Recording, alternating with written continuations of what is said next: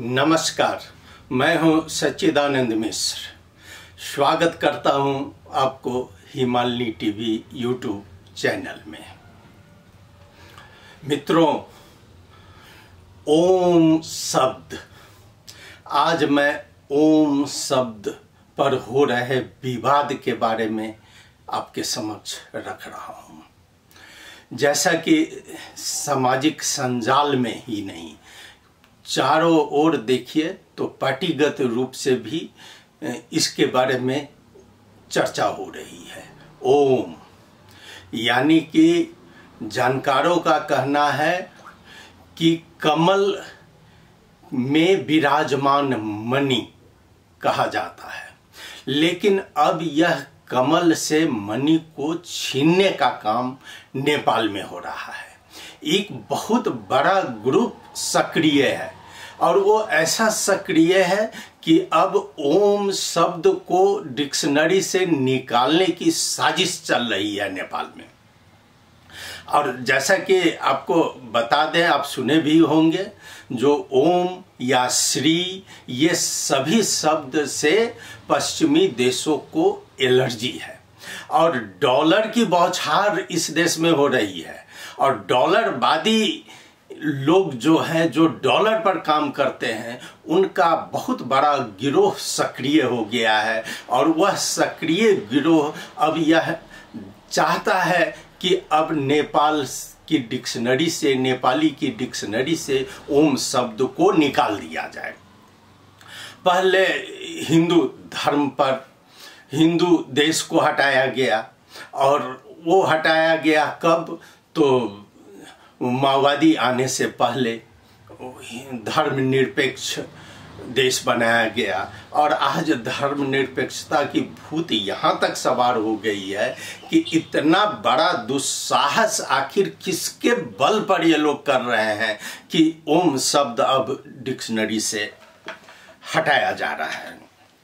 आइए, मैं बात कर रहा हूँ कि यह ओम शब्द आज नहीं, मैं इसकी चर्चा करता हूँ कि 2069 साल श्रावण 22 गते, उस समय शिक्षा मंत्री थे दीनानाथ शर्मा, यानी कि माओवादी की सरकार थी और माओवादी से दीनानाथ शर्मा शिक्षा मंत्री बने थे। और शिक्षा मंत्री की अध्यक्षता में हुई बैठक, जिसमें प्रज्ञा प्रतिष्ठान से भी और भाषाविदों की एक कमेटी थी, पाठ्यक्रम विकास से भी भेजा गया था। और उस समय वो निर्णय हुआ दीनानाथ शर्मा जी के अध्यक्षता में कि ओम शब्द, यानी कि ये मिश्रित शब्द जो है ओम और श्री को हटा दिया जाए। तो उस समय माओवादी नई सरकार में आई थी और उसके अनुसार क्या हुआ कि नेपाल की प्रज्ञा प्रतिष्ठान द्वारा डिक्शनरी तैयार की गई। उस डिक्शनरी से ओम शब्द को हटा दिया गया, श्री शब्द को हटा दिया गया। ये 2069 22 गते यह सदर हुआ था दीनानाथ शर्मा के अनुसार। लेकिन उसके बाद क्या हुआ कि ये लोग, माओवादी लोग, उस समय इनको मिला था कि अब हिंदू राष्ट्र तो चला ही गया, अब हम इसको पाठ्यक्रम में भी लागू करवा लेंगे। तो पाठ्यक्रम के लिए इन्होंने स्कूल स्तरीय, कॉलेज स्तरीय अपना शब्दकोश भेजना प्रारंभ किया। लेकिन इस पर बहुत जोरदार विरोध हुई चारों तरफ से। शिक्षाविदों ने विरोध किया, भाषाविदों ने विरोध किया। फिर 1-1.5 वर्ष बाद जो प्रज्ञा प्रतिष्ठान एक कमेटी गठन की, भाषाविदों की कमेटी गठन हुई, और उस समय आपको उपकुलपति थे गंगा प्रसाद उप्रेती जी। तो उन्होंने ही गठन करवा के इस पर विचार विमर्श किया और प्रज्ञा प्रतिष्ठान से प्रज्ञा नेपाली बृहत शब्दकोश निकाला गया। और यह 10वां संस्करण है। 10वां संस्करण में ओम शब्द को फिर से रखा गया उस समय। और उसके बाद ओम को और परिमार्जित किया गया। अभी उप्रेती जी का एक स्टेटमेंट आया है जिसमें उन्होंने कहा कि हम तो पहले से और भी ज़्यादा ओम को परिष्कृत करके उसका शब्द उसका अर्थ हमने 10वां संस्करण में निकाला है। फिर ये बात कहाँ से आ गई, ये कहाँ से उठी कि ओम शब्द को डिक्शनरी से हटा दिया गया है। और जब ये निर्णय हुआ उसके 1-1.5 वर्ष बाद, और आपको बता दें कि वो शब्दकोश में जब जो निर्णय लिया गया उसके बाद मंत्री दीनानाथ शर्मा जी ने सार्वजनिक रूप में आत्मालोचना की कि यह गलत हुआ है, और उसके बाद फिर से शब्दकोश में 10वां जो संस्करण है उसका आप 217वां पेज अगर उल्टाइएगा तो उसमें ओम शब्द अब यथावत रखा हुआ है, इसमें कोई दो मत नहीं है। तो अब बात उठती है कि ओम का विरोध कहाँ से हो रहा है।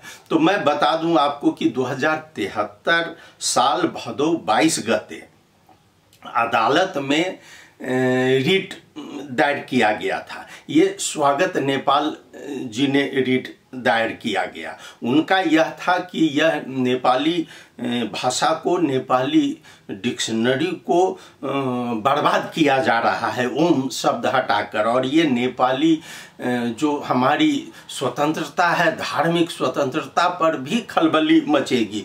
इससे एक रिट अदालत में दायर किया गया।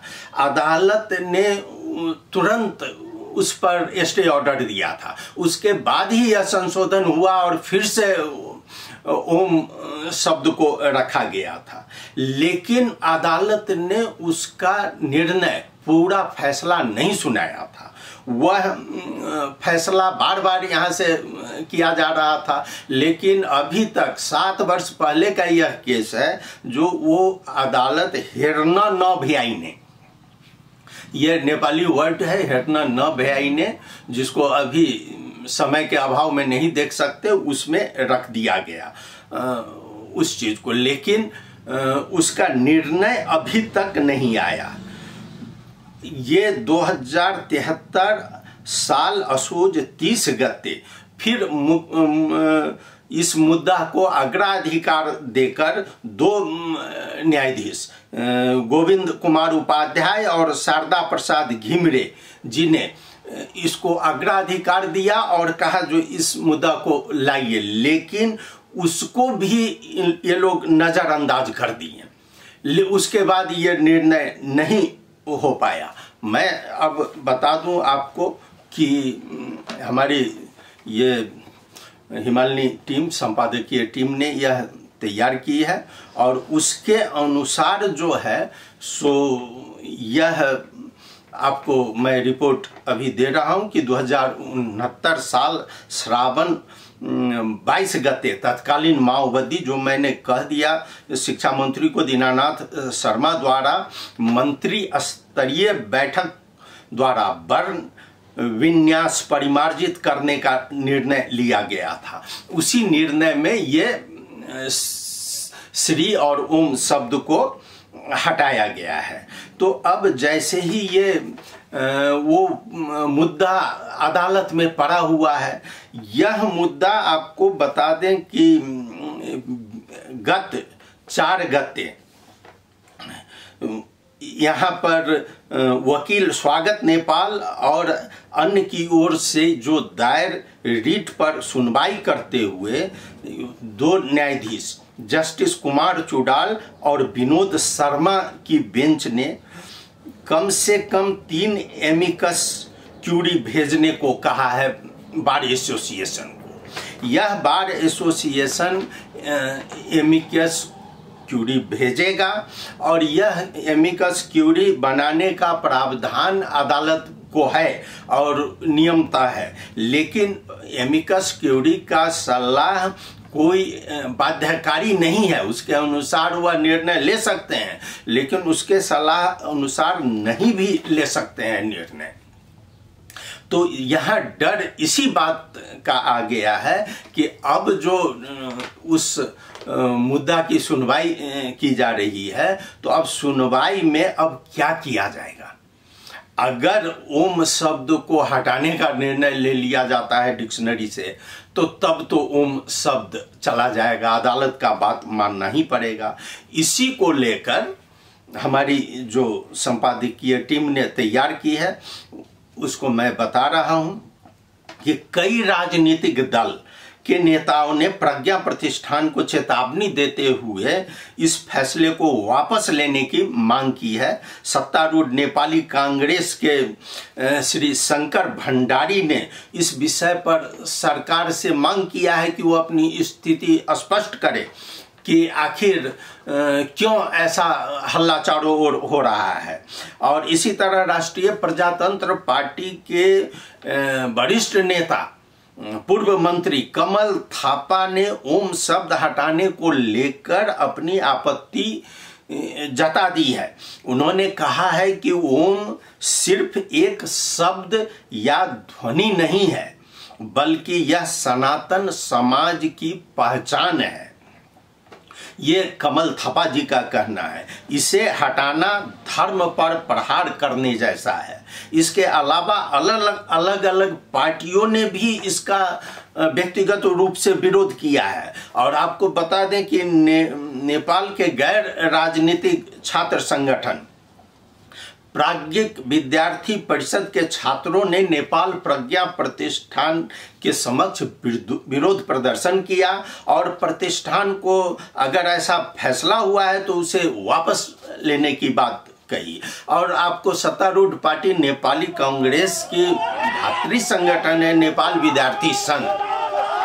मैं आपको बता सकता हूं, नेपाल विद्यार्थी संघ ने बजावती जुलूस निकाला है और उन्होंने पुतला भी जलाई है और सरकार को खबरदारी किया है कि हम पार्टी बाद में देखेंगे, लेकिन धर्म हमारा आगे है। अगर ओम शब्द को हटाया गया तो हम पीछे नहीं हटेंगे। नेपाल विद्यार्थी संघ के छात्र पीछे नहीं आएंगे और ये खुलकर संघर्ष में उतरेंगे। इसी तरह हम शंकर भंडारी जी ने, जो नेपाली कांग्रेस के केंद्रीय सदस्य हैं, उन्होंने तो यह कह दिया है कि केंद्रीय समिति की जो अगली बैठक होती है उसमें हमारी मांग है कि हिंदू राष्ट्र घोषणा करे।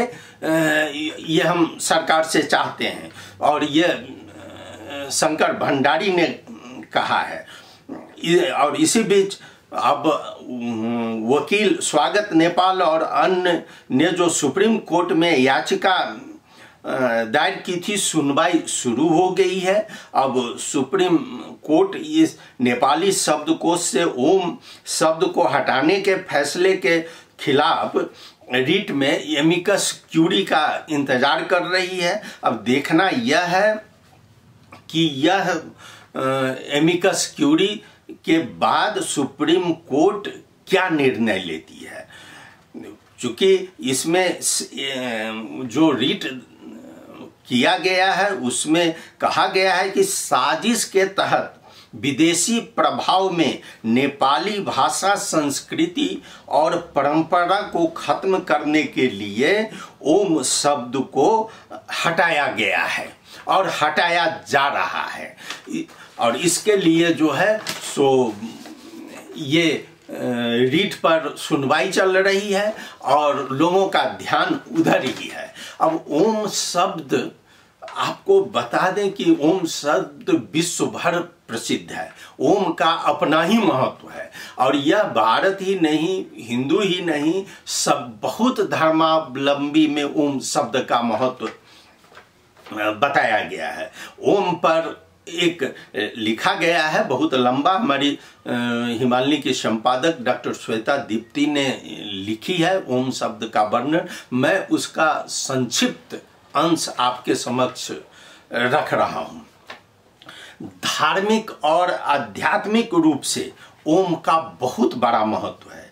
हिंदू, बौद्ध, जैन, सिख जैसे धर्मों में ओम या ओम अथवा ओंकार की ध्वनि को पवित्र माना जाता है।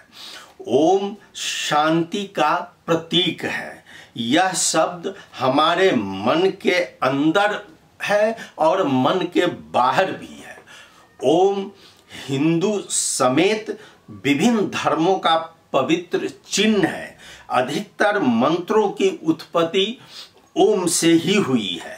इसमें पूरे ब्रह्मांड का सार निहित है। हम किसी भी अगर पशुपति मंदिर में ही जाते हैं तो गेट से लेकर अंदर तक जब निकलते हैं तब तक ओम ओम ओम का उच्चारण होता ही रहता है और ओम हमारे हृदय में वास कर चुका है। आगे है कि जब हम ध्यान लगाते हैं तो मन के अंदर एक ध्वनि सुनाई देती है। यह ध्वनि ओम की होती है। जो ध्यान में जब मन शांत रहता है तो आप अंदाज लगा सकते हैं ओम। हम श्वास लेते हैं तब भी ओम की ध्वनि, श्वास छोड़ते हैं तब भी ओम की ध्वनि अनुभव करते हैं। इसका सीधा संबंध, ओम का सीधा संबंध व्यक्ति से नहीं परमेश्वर से है।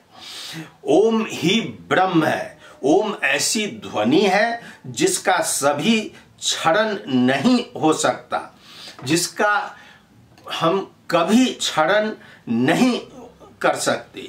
ओम 3 अक्षरों से मिलकर बना है, अ उ मा। कई शास्त्रों में ओम का महत्व बताया गया है।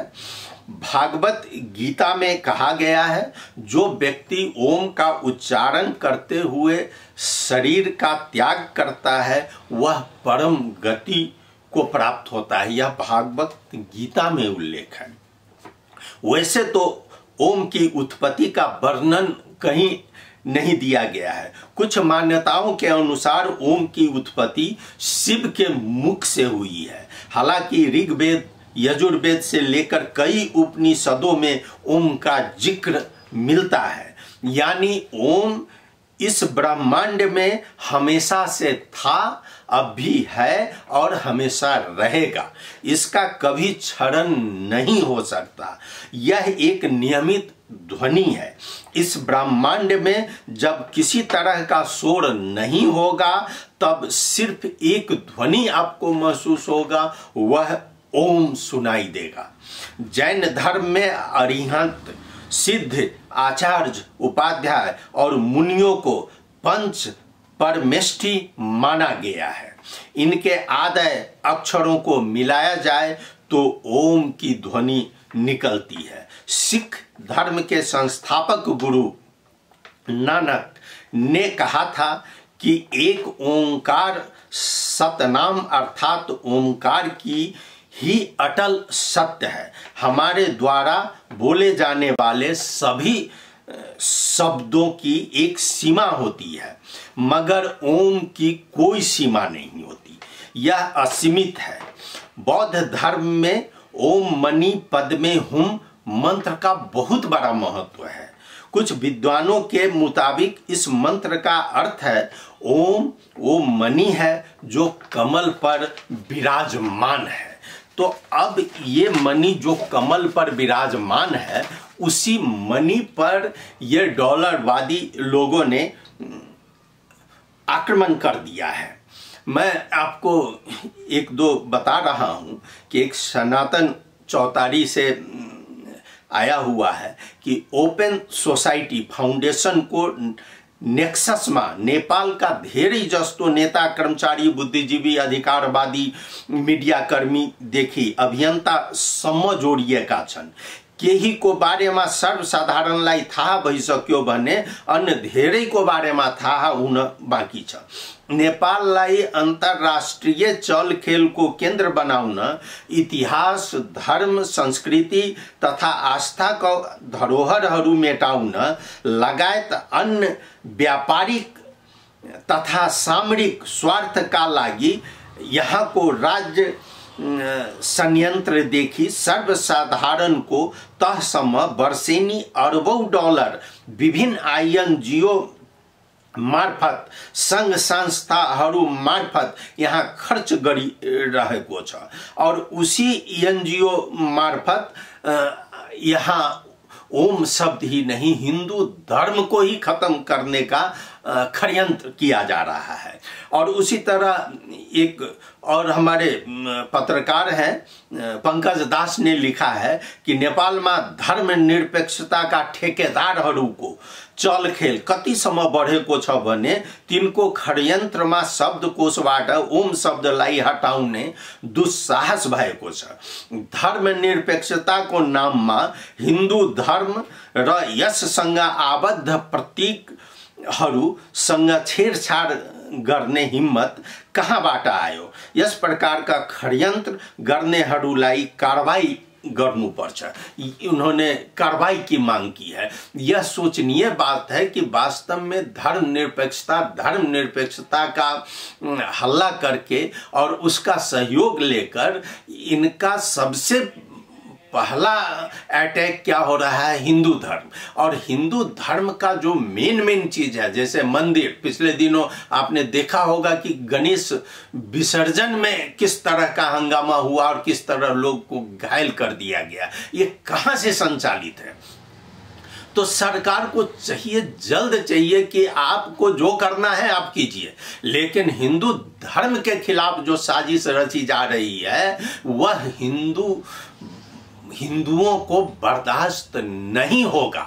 और उससे पहले कि कोई अप्रिय घटना नेपाल में हो, सरकार सचेत हो और एक कमेटी गठन करे कि आखिर ये ऐसा क्यों किया जा रहा है। श्री शब्द को हटा दिया जाएगा, ओम शब्द को हटा दिया जाएगा डिक्शनरी पर, तो उस डिक्शनरी का क्या महत्व हो जाएगा?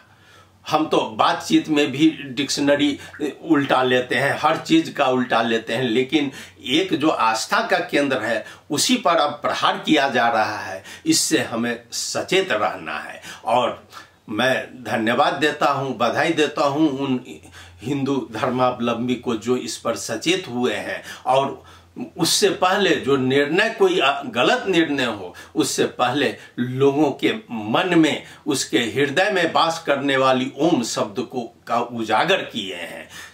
धन्यवाद। आपने सुना, इसको आपको कैसा लगा जरूर आप अपनी प्रतिक्रिया व्यक्त कीजिएगा। नमस्कार।